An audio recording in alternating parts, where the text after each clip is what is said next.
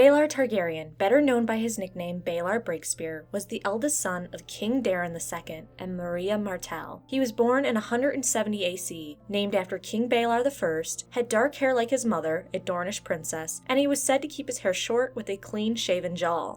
Those that had seen him later in life claim his nose looked as if it had been broken more than once. Baelor had 3 younger brothers, Prince Aerys, one day to be known as King Aerys I, a bookish, studious man, Prince Rhaegal, said to be meek, mad, and sick, and his youngest brother, Maekar, later to be known as Maekar I, a warrior always in the shadow of his brother, who also had a bit of a temper. During his life, Baelor would marry Jenna Dondarrion and have 2 sons with her, Valar and Materis. Both sons of Baelor would die during the Great Spring Sickness after their father's death. Baelor Breakspear was known as a fierce warrior, an honorable man called the very soul of chivalry, and by all accounts Baelor was often found dressed in plain garbs, never flashy clothing that would single him out as royalty. Others even expressed lesser lords dressed in finer clothing than Baelor, and he had a certain modesty about him. Baelor also believed strongly in mercy, especially when dealing with honorable foes.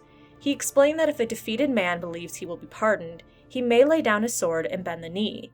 If he knows he will be executed, he would fight to the death and slay more loyal men and innocents. Baelor Breakspear would fight in the First Blackfire Rebellion during his father Daeron II's reign. Baelor would lead an army of both Dornish and those of the Stormlands and would attack the rear of the rebel army during the Battle of Redgrass Field, a battle that occurred at the end of the First Blackfire Rebellion. Baelor, crushing the rebel forces against his brother Maekar's shield wall, would create the song The Hammer and the Anvil. With the end of the First Blackfire Rebellion, Baelor would be named the Hand of the King to his father, Daeron II, in 196 AC, and Baelor would serve as the Hand of the King until his death. The only other main event Baelor took place in that we have details about was the tourney of Ashford Meadow in 209 AC. At this point, the First Blackfire Rebellion has been over for around 13 years. The tourney was hosted by Lord Ashford to celebrate his daughter's 13th birthday. And I have a lot more detail and pictures in my Hedge Knight video about this whole occurrence, but here is the general gist. A hedge knight named Sir Duncan the Tall couldn't prove he was knighted before his old master died. Baelor showed incredible kindness towards this hedge knight, and a man that he really owed nothing to vouched for him and allowed Duncan to compete in the tournament. However, trouble occurred when Aerion Brightflame, Baelor's nephew, attacked a puppeteer when he saw her slay a puppet dragon. Sir Duncan, liking the puppeteer and a man of honor, stepped in and hit and kicked Aerion. Sir Duncan's assault on Prince Aerion led to 2 options for Duncan: lose the offending hand and foot or compete in a trial of 7. Duncan chose the trial of 7, and when he was short a man to compete, Baelor himself joined Duncan's side, against his own family, and claimed Duncan had protected the weak, as every true knight must. Before the trial of 7, Baelor gave sound advice to his fellow knights. The advice Baelor gave would help in Duncan's side winning, and therefore proving Duncan's innocence. Side note, the advice Baelor gave them would later be given by that same hedge knight to another innocent man, aiding him in winning and proving his own innocence.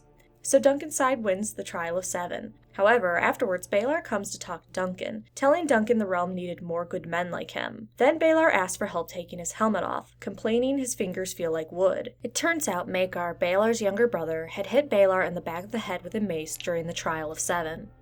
The men noticed Baelor's speech was slurred, helped him take his helmet off, but when they did, something red and wet fell out, and Baelor was revealed to have half his skull.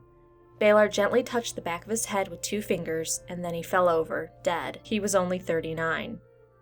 Baelor would be burned in the yard of Ashford Castle. Some there would claim Baelor had the ability to be a great king, the greatest since Aegon the Dragon.